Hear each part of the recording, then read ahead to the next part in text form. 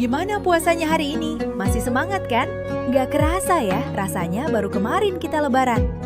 Sekarang kita udah balik lagi memasuki bulan suci Ramadan. Waktu rasanya jalan cepet banget ya.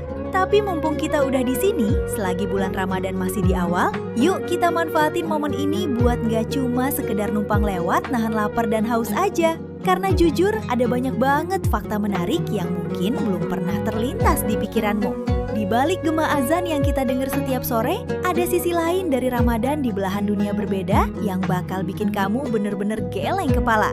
Bukan cuma soal tradisinya yang unik, tapi soal gimana tubuh kita sebenarnya lagi ngelakuin keajaiban yang gak akan kamu temuin di bulan-bulan lainnya.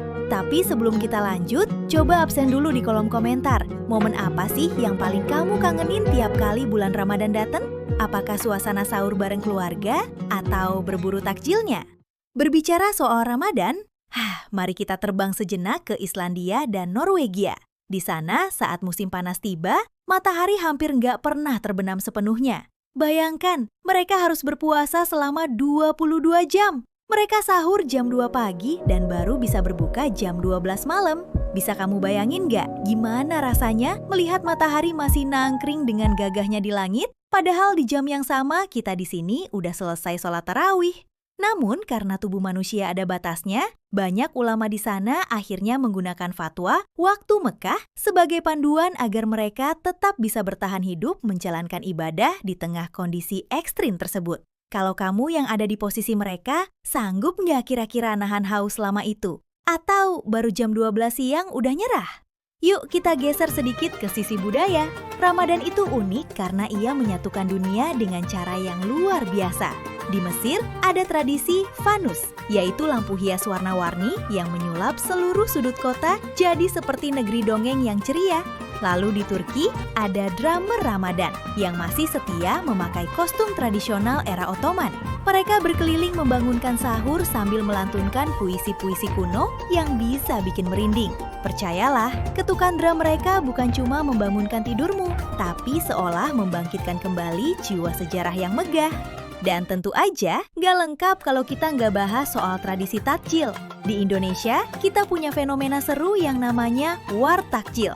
Lucu banget lihat semua orang, mau yang puasa atau enggak, semuanya tumplek black rebutan gorengan dan es pisang ijo. Ini adalah bukti nyata kalau Ramadan itu membawa berkah dan rahmat buat semua orang tanpa pandang bulu. Sebuah potret toleransi yang indah di mana semua agama ikut merayakan kegembiraan bersama. Eits, tapi jangan salah, kalau kita punya war takjil, di Pakistan sana ada yang namanya samosa war. Jalanan bisa berubah jadi lautan manusia yang memburu gorengan pedas ini sampai lalu lintas lumpuh total. Tapi kalau kamu tipe yang suka berburu keberkahan sekaligus gratisan, tempat yang paling mengharukan itu ada di Mekah dan Madinah. Di sana, kamu nggak perlu takut kelaparan. Ribuan meter taplak meja dibentangkan di pelataran masjid. Ribuan ton kurma, air zam-zam, roti, dan aneka takjil ringan dibagikan cuma-cuma. Siapapun kamu, sekaya atau semiskin apapun kamu, semua duduk dan makan di meja yang sama. Itulah momen di mana dunia benar-benar terasa satu frekuensi. Dapat gratisannya, dapat juga pahala berlipat gandanya. Ngomongin soal takjil, apa nih menu takjil wajib yang harus ada di meja makan kamu? Kasih tahu dong takjil andalanmu. Gak cuma soal tradisi, ternyata tubuh kita punya rahasia sendiri. Tahukah kamu kalau Ramadan sebenarnya adalah software update terbesar buat tubuh manusia? Secara sains, pas kamu masuk jam ke-12 tanpa makanan, tubuhmu ngelakuin proses namanya autofagi. Ibaratnya, tubuhmu punya pasukan pembersih internal yang memakan sel-sel rusak buat dijadiin energi baru. Jadi, kamu gak cuma lagi nahan lapar, tapi lagi dapat layanan reparasi organ dalam secara gratis.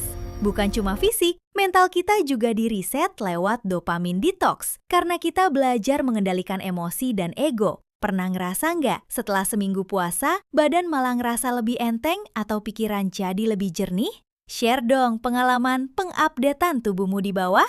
Atau malah ada yang ngerasa nambah gemukan karena balas dendam pas buka. Pada akhirnya, mau puasa 13 jam di daerahmu atau 22 jam di kutub utara, tujuannya tetap satu, membawa kita kembali ke titik nol. Ramadan ngajarin kita kalau di atas segalanya ada rasa syukur yang harus dipupuk. Kita belajar ngerasain gimana rasanya jadi mereka yang kekurangan setiap hari. Jadi ketika sore nanti kamu duduk manis nungguin azan maghrib sambil menatap segelas es teh manis di depanmu, ingatlah, kamu bukan cuma lagi nunggu waktu makan. Kamu sedang merayakan kemenangan atas dirimu sendiri. Kamu baru aja nyelesain satu tahap proses update yang bikin kamu jadi manusia yang jauh lebih baik lagi. Dari semua fakta tadi, mana yang paling bikin kamu bersyukur bisa puasa di Indonesia? Atau ada yang punya pengalaman puasa di luar negeri? Tulis ceritamu di bawah. Mari kita berbagi inspirasi.